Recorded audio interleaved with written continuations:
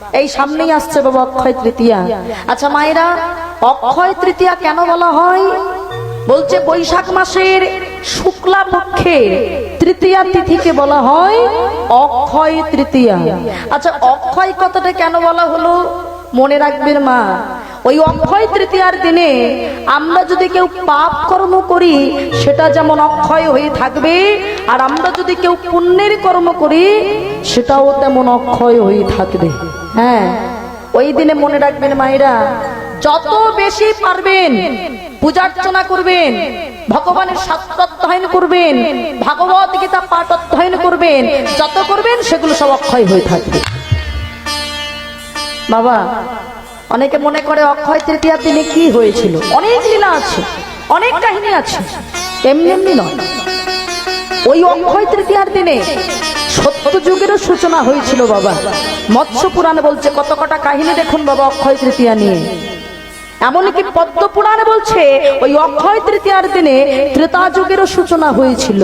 হ্যাঁ মায়েরা, ওই অক্ষয় তৃতীয়ার দিনে ভগবান একটা শস্য সৃষ্টি করেছিল যেটাকে বলা হয় জব, কিছুটা গমের মতো দেখতে। তাই আপনারা যদি মনে করেন ওই দিনে আপনারা সবাই জবান্ন তৈরি করে বা জবের পায়েস তৈরি করে ভগবানের চরণে দিতে পারেন বাবা, তাহলে ভগবান সন্তুষ্ট হন। শুধু তাই নয় মায়েরা, কয়েকদিন পরেই হবে রথযাত্রা, তাই তো? ওই রথযাত্রাটা কি মাসে হয়? আষাঢ় মাসে। তাহলে রথযাত্রার জন্য কোন কোন রথ বের হয়? জগন্নাথ, বলরাম, সুভদ্রা। এই যে তিনজনের যে রথযাত্রা যেটা শুরু হয় বাবা, এই তিনজনের যে রথের যে নির্মাণ কার্য, এটাও নির্মাণ কার্যটা শুরু হয় ওই অক্ষয় তৃতীয়ার দিন থেকে। শুধু তাই নয় মা, ওই অক্ষয় তৃতীয়ার দিনে আমরা যে মহাভারত যে অধ্যয়ন করি, মহাভারতের যে এত কথা শুনি, এই মহাভারতটা পর্যন্ত বলেছিলেন কে মা? যিনি বলেছিলেন তিনি হলেন স্বয়ং ব্যাসদেব। আর যে লিখে গিয়েছিলেন, লিপিবদ্ধ করেছিলেন, সেটা আর কেউ নয় বাবা, সে হলো আমার গণেশজি, গণেশ ঠাকুর। তা যেদিন থেকে সূচনাটা শুরু হয়েছিল মহাভারত, সেটাও কিন্তু অক্ষয় তৃতীয়ার দিনে। শুধু তাই নয়, মা গঙ্গা দেবী তিনি যে মর্তে এসেছিলেন, এই মর্তে যে তিনি আসলেন, এই মর্তে এসেছিলেন বাবা ওই অক্ষয় তৃতীয়ার দিনে। যে গঙ্গার জল ছাড়া আমাদের শুদ্ধ হই না, আমরা পূজার্চনা করতে পারি না, এই অক্ষয় তৃতীয়ার দিনে তিনি মর্তে এসেছিলেন। কেন? কারণ স্বয়ং ভগীরথ তার সগর রাজার 60,000 বংশধরকে উদ্ধার করবেন বলে মা গঙ্গাকে তিনি আহ্বান জানিয়েছিলেন।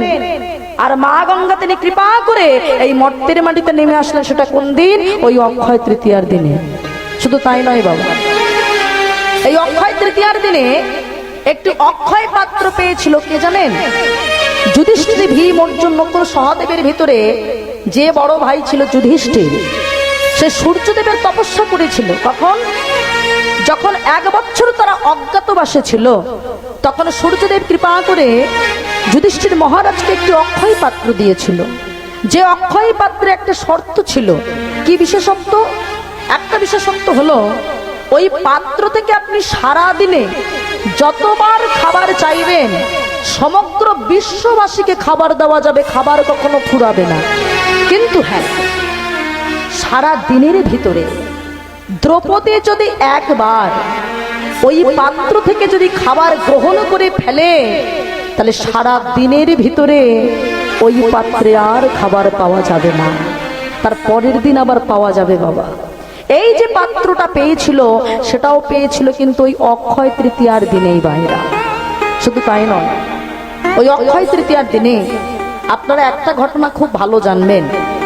দ্রৌপদীর বস্ত্র হরণ হয়েছিল, দুঃশাসন দ্রৌপদীকে বস্ত্র হরণ করেছিল। আর দ্রৌপদী তখন একবার কাতর আহ্বান করে দুটি বাহু উত্তোলন করে যখন বলল, কোথায় প্রাণপতি, একবার দেখা দাও। ভগবান বস্ত্রের উপর বস্ত্র জুগিয়েছিলেন। প্রথমে বলে বলেছিল জগৎপতি, তখনও ভগবান কৃপা করে দেখা দিলেন না। যখনই বললেন কোথায় প্রাণপতি দেখা দাও, ভগবান বস্ত্রের উপর বস্ত্রটা জুগিয়ে দিয়েছিলেন। আর যে ঘটনাটা ঘটেছিল এই লীলাটাই, সেটাও ছিল বাবা এই অক্ষয় তৃতীয়ার দিনে। তাই মনে রাখবেন বাবা, আমরা যখনই এই অক্ষয় তৃতীয়ার দিনে, শুধু তাই নয়, আমরা মনে করি কুবের হলো ধনকুবের, ওই যে ধনকুবের যে কোষাধ্যক্ষ পেয়েছিল ভোলানাথের কাছে প্রার্থনা করে, সেটাও কিন্তু বাবা এই অক্ষয় তৃতীয়ার দিন।